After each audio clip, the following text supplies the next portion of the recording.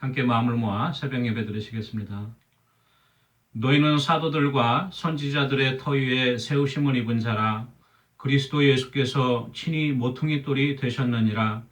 그의 안에서 건물마다 서로 연결하여 주 안에서 성전이 되어가고 너희도 성령 안에서 하나님이 거하실 처소가 되기 위하여 그리스도 예수 안에서 함께 지어져 가느니라. 아멘. 찬송가 322장 부르시겠습니다. 322장입니다. 322장입니다.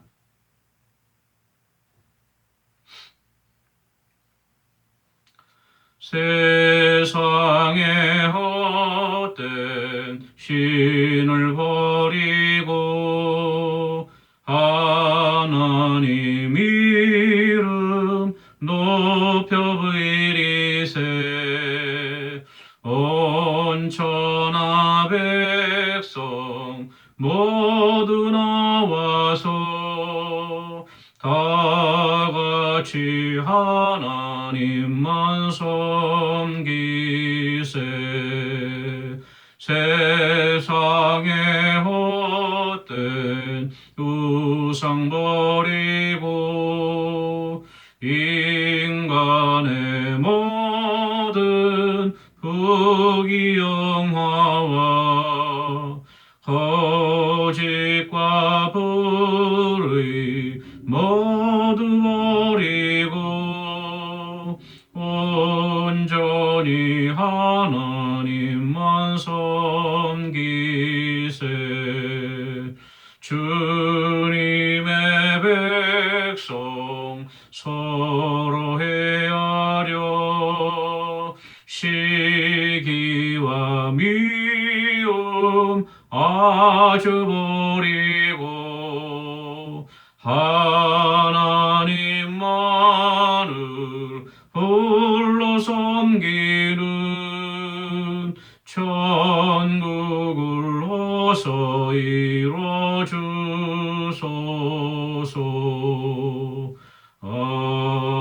아멘. 435장 찬송가 435장입니다. 435장입니다.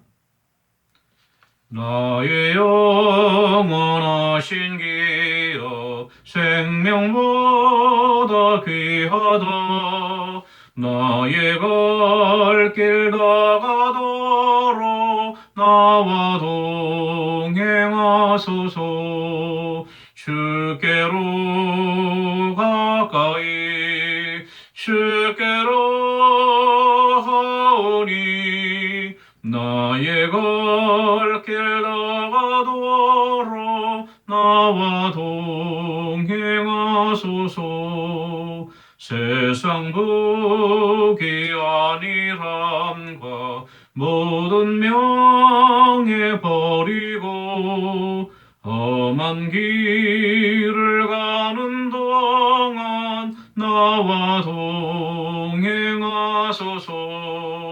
주께로 가까이 주께로 가오니 나의 갈 길 다가도록 나와 동행하소서. 어두운 골짝 지나가며 험한 바다 건너서 천국 문에 이르도록 나와 동행하소서. 주께로 가까이 주께로 가오니 나의 갈 길 다가도록 나와 동행하소서. 아멘. 하나님의 말씀은 구약성경 열왕기상 7장 13절에서 51절 끝절까지 말씀입니다. 열왕기상 7장 13절에서 51절까지 말씀, 저 구절이 너무 길기 때문에 13절과 14절을 읽고 다음에 40절에서 51절까지 말씀을 같이 보도록 하겠습니다. 열왕기상 7장 13절 말씀, 제가 갖고 있는 성경으로 520페이지에 있습니다. 13절, 14절 말씀을 먼저 보겠습니다. 솔로몬 왕이 사람을 보내어 히람을 두로에서 데려오니 그는 납달리 지파 과부의 아들이요 그의 아버지는 두로 사람이니 롯의 대장장이라.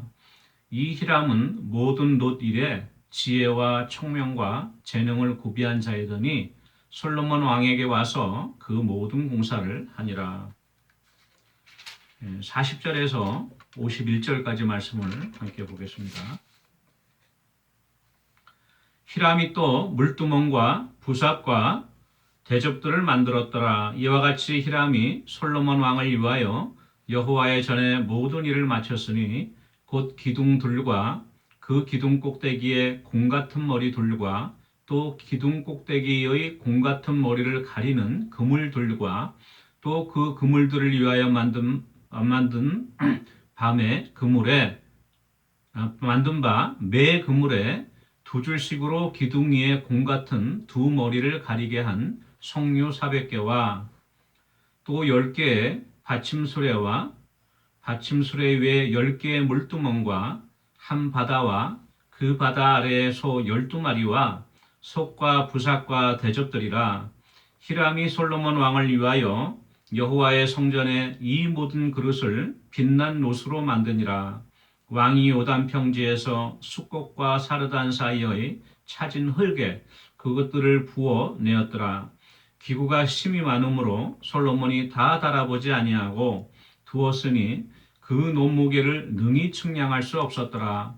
솔로몬이 또 여호와의 성전의 모든 기구를 만들었으니 곧 금당과 진설병의 금상과 내소 앞에 좌우로 5씩 둘 정금 등잔대며 또 금꽃과 등잔과 불집게며 또 정금 대접과 불집게와 주발과 숟가락과 불을 옮기는 그릇이며 또 내소 곧 지성소문의 금 돌적이와 성전 곧 외소문의 금 돌적이더라. 솔로몬 왕이 여호와의 성전을 위하여 만드는 모든 일을 마친지라. 이에 솔로몬이 그의 아버지 다윗이 드린 물건 곧 은과 금과 기구들을 가져다가 여호와의 성전 곳간에 두었더라. 아멘. 오늘은 열왕기상 7장 13절에서 마지막 절까지 있는 말씀으로 잠시 은혜 나누도록 하겠습니다. 구절이 너무 길기 때문에 중간에 좀 생략을 하고 같이 읽었는데요. 우리가 뒤에 읽은 40절에서 51절 부분에 우리가 읽지 아니한 15절에서 39절까지의 내용이 중복되어 나옵니다. 이 15절에서 39절의 말씀은 솔로몬이 성전 앞에 세운 두 기둥, 야긴과 보아스에 대한 상세한 설명이고, 또 수레와 그 수레 위에 얹어놓은 열 물두멍에 관한 상세한 규격이 기술되어 있는 내용이기 때문에 저희들이 생략을 하였지만은 저희들이 말씀을 같이 은혜 나누는 가운데 다시 돌아볼 기회가 있을 것 같습니다. 오늘 말씀 보니까 13절 말씀에 솔로몬 왕이 사람을 보내어 히람을 두로에서 데려왔다 그랬어요. 우리가 기억하시겠지만은 두로 왕 히람은 다윗 때부터 사이가 좋았죠. 그리고 다윗이 성전을 짓기 위해서 쓸 목재 같은 또 예루살렘 성벽을 건축하고 왕궁을 건축하고 할 때에 모든 필요한 자재들을 제공해 줬고 다윗과 화친하였고요. 솔로몬 때는 또 다윗의 아들 솔로몬을 축하해 주면서 모든 협력을 아끼지 않았죠. 그래서 레바논의 백향목을 베어서 수로로 운반하여서 또 솔로몬에게 보내주고 또 채석장에서 인부들을 보내갖고 왕궁 건설과 성전 공사에 필요한 모든 것들을 조달하였던 그러한 왕이죠. 근데 두로 왕 히람이 솔로몬의 요청에 따라서 두로에서 히람이라고 하는 대장장이를 보내옵니다. 그 이름이 같아요. 두로왕 왕도 히람이고 여기 나오는 그 대장장이도 히람입니다. 또 역대와 같은 다른 곳에서는 후람이라고 발음하기도 해요. 같은 사람입니다. 히람과 후람인데 이 히람을 두로에서 스카우트 해온 거예요. 기술이 아주 뛰어났기 때문에 그렇습니다. 14절 말씀 보니까 그는 납달리 지파 과부의 아들이요 그의 아버지는 두로 사람이니 노스의 대장장이라. 예. 그 어머니는 유대인이었어요. 납달리 지파 출신의 유대인이었고 또 아버지는 두로 사람이라고 이렇게 기록되어 있습니다. 그리고 모든 노딜의 지혜와 총명과 재능을 구비한 자였다 이렇게 기록이 되어 있는데 이 동일한 내용이 역대하 2장에 보면은 또 나와 있는데요. 역대하 2장 13절 14절에는 이렇게 기록이 되어 있어요. 내가 이제 재주 있고 총명한 사람을 보내오니 두로 왕이 솔로몬에게 이야기하는 것입니다. 전에 내 아버지 후람에게 속하였던 자라. 이 사람은 단의 여자들 중 한 여인의 아들이요. 그의 아버지는 두로 사람이라. 능히 금은 동철과 돌과 나무와 자색, 청색, 홍색 실과 가는 배로 일을 잘하며 또 모든 아로 새기는 일에 익숙하고 모든 기묘한 양식에 능한 자이니 그에게 당신의 재주 있는 사람들과 당신의 아버지 내주 다윗의 재주 있는 사람들과 함께 일하게 하소서 이렇게 기록되어 있어요. 열왕기 상에 나온 말씀보다 좀 더 자세하게 기록이 되어 있죠. 이 히람에 대해서. 근데 이 열왕기 역대하 2장에 나와 있는 그 13절 말씀에 보면은 저희들이 좀 혼동할 수 있는 내용이 있는데요. 재주 있고 총명한 사람을 보낸다 그러고 그 이름을 기술을 하지 않아요. 오늘 읽은 우리가 열왕기 상 7장 말씀에서는 히람이라고 이름이 돼 있죠. 히람을 보낸다고 했는데 13절 말씀에는 총명한 사람을 보낸다 그러고 그 사람이 전에 내 아버지 후람에게 속하였던 자라 이렇게 기록이 돼 있어요. 그러니까 이 말씀을 보면은 흡사 이 두로왕 히람이 그 아버지가 아마 후람이었는데 그 두로왕 아버지에게 속하였던 어떤 그 기술자를 보낸다 이렇게 내용이 되는데 이것은 그 번역 과정에 조금 착오가 있었던 것 같습니다. 저희 한글 개역과 개역 개정이 다 그런데요. 킹 제임스도 마찬가지고 원어에 보면은 후람 아비라고 돼 있어요. 후람 아비. 그래서 후람이라고 하는 이름이 나와 있고 아비가 있는데 이 아비라고 하는 것을 그 해석을 할 때에 보통 우리가 성경에 나와서 아부하면은 아버지를 의미하거든요. 그래서 그것을 이제 속격으로 봐서 후람 아비하니까 아비에게 속한 사람이다. 아비에게 속한 자다. 이렇게 해석을 한 거죠. 해석을 한 것인데 조금 무리가 있습니다. 왜 그러냐면 이 두로왕 후람과 이 세공장, 이 대장장이 히람하고는 별개의 인물입니다. 예, 이 두로왕이나 그러면 그 아버지에게 속하는 사람이 아니고 이 히람이라고 하는 별개의 사람이고 그 이름이 후람 아비예요. 근데 이 아비라고 하는 그 뜻 자체가 아버지라고 하는 뜻도 있지만 어떤 그 조직의 우두머리, 으뜸가는 사람, 머리를 뜻하기도 하고 또 지혜가 많은 사람, 모사를 뜻하기도 합니다. 그래서 이 후람 아비라고 하면은 이 후람은 또 진실하다, 또 고귀하다 이런 뜻이거든요. 그러니까 진실로 고귀한 어떤 그 으뜸가는 대장장이를 말하는 거죠. 예. 그러한 별명으로서 아비. 그래서 NIV 같은 성경에서는 NASB나 또 여러 영어 번역본에서 그냥 후람 아비라고 고유명사로 기록이 돼 있어요. 저희들이 뭐 이걸 새벽 기도 시간에 자세하게 이거를 알 필요는 없지만 나중에 저희가 또 역대상하 말씀도 같이 볼 텐데 우리가 성경을 읽다 보면은 이렇게 조금 어긋나는 부분들이 좀 있어요. 그래서 우리가 세밀히 이거를 살피지 않으면 성경이 조금 다르지 않나 그렇게 우리가 오해를 할 수 있기 때문에 한번 이 기회를 통해서 살펴보는 것도 유익하리라고 생각합니다. 또 역대하 14장에 2장 14절 말씀에 이 사람은 단의 여자들 중 한 여인의 아들이니까 이 여자가 단지파라고 또 이렇게 돼 있어요. 근데 오늘 열왕기상 7장 14절에는 또 납달리 지파 과부의 아들이라고 돼 있잖아요. 그러니까 야, 이게 성경이 좀 앞뒤가 안 맞는다. 이렇게 하고 아예 성경을 덮을 수가 있는데 그렇지가 않습니다. 저희들이 항상 성경을 읽을 때 여러 곳에서 그래요. 어떤 동일한 인물에 대해서 묘사하든가 어떤 내용이 좀 상반되는 것처럼 느껴질 때가 있는데 우리가 이것은 성경에 오류가 있거나 잘못이 있는 것이 아니고 우리가 좀 더 꼼꼼하고 세밀히 살펴보면은 그 성경이 좀 더 입체적으로 어떤 인물을 나타내 주는 경우가 있습니다. 우리가 이러한 어떤 믿음의 시각에서 바라볼 때 성경이 풀리는 것이죠. 대부분의 이 성경을 연구하는 이 자유주의 신학자들이나 또는 인문주의자들은 어떻게 해서든지 성경에서 어떤 잘못된 것 또는 어떤 차이점이 발견되면 그것을 통해서 성경의 영감성을 부인하고 그렇죠? 하나님 말씀에 권위를 부인하려고 하는 경우가 있는데 저희는 그러한 실수를 범하면 안 되겠죠. 오늘 이 그 히람의 그 어머니에 대해서도 기술하고 있는 것이 단의 여자들 중 한 여인이라고 역대하에 2장 14절에 분명히 기록이 되어 있습니다.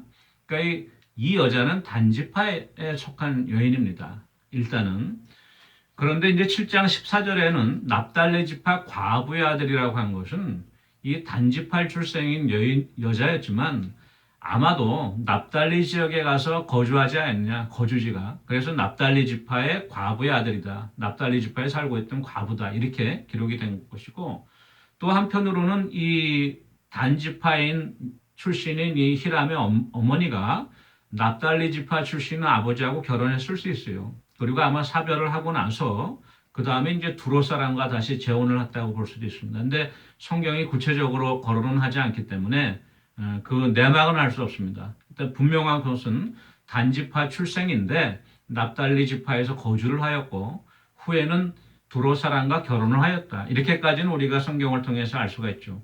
그러니까 이 히람이라고 하는 사람은 한편으로는 두로 사람의 대장장이 아버지의 혈통을 이어받아서 그 기술이 능했던 사람이고 한쪽으로는 또 유대인 단지파인 어머니의 영향을 받았습니다.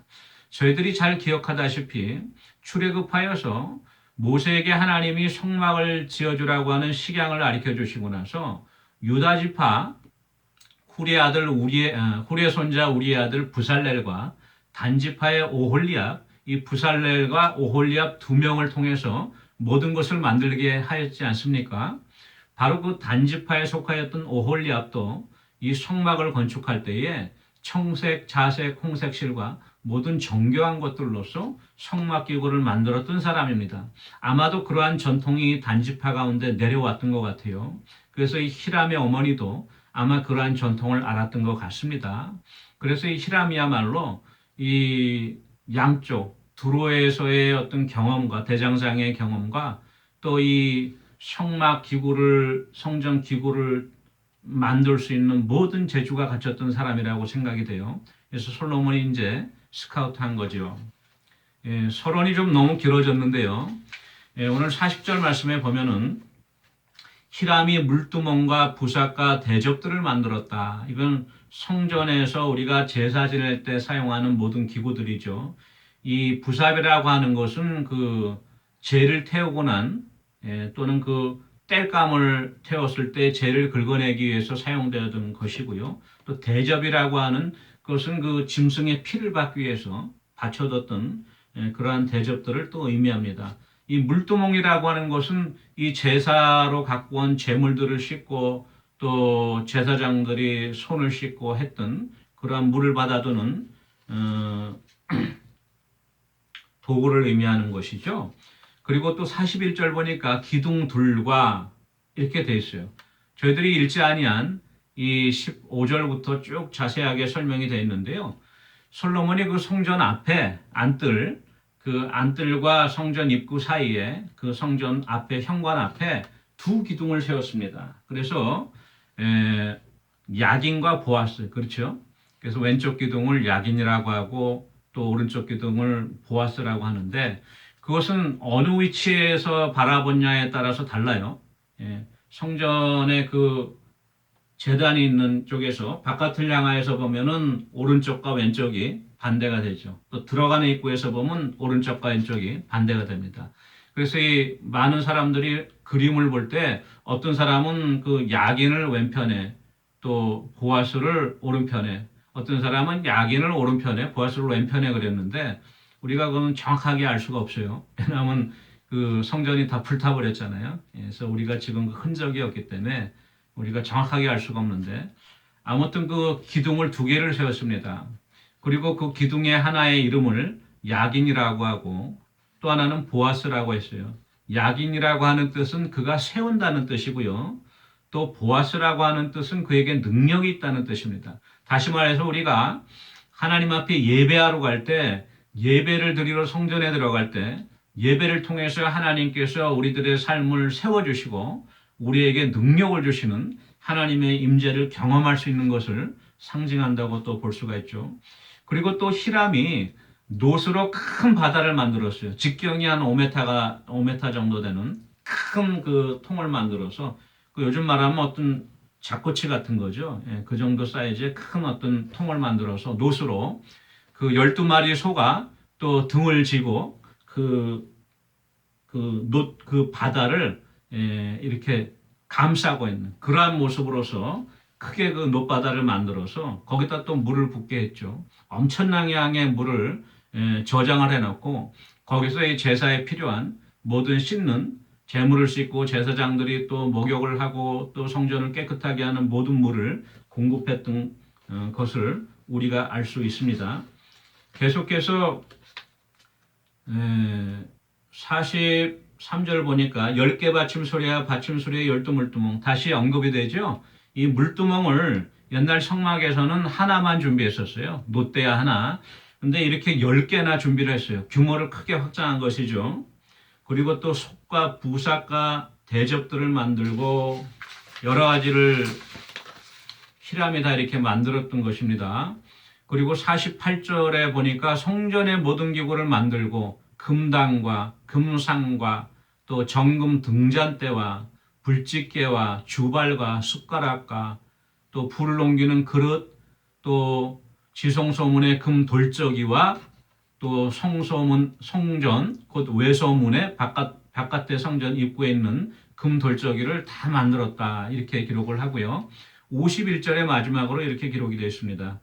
솔로몬 왕이 여호와의 성전을 위하여 만드는 모든 일을 마친지라 이에 솔로몬이 그의 아버지 다윗이 드린 물건 곧 은과 금과 기구들을 가져다가 여호와의 성전 곳간에 두었더라.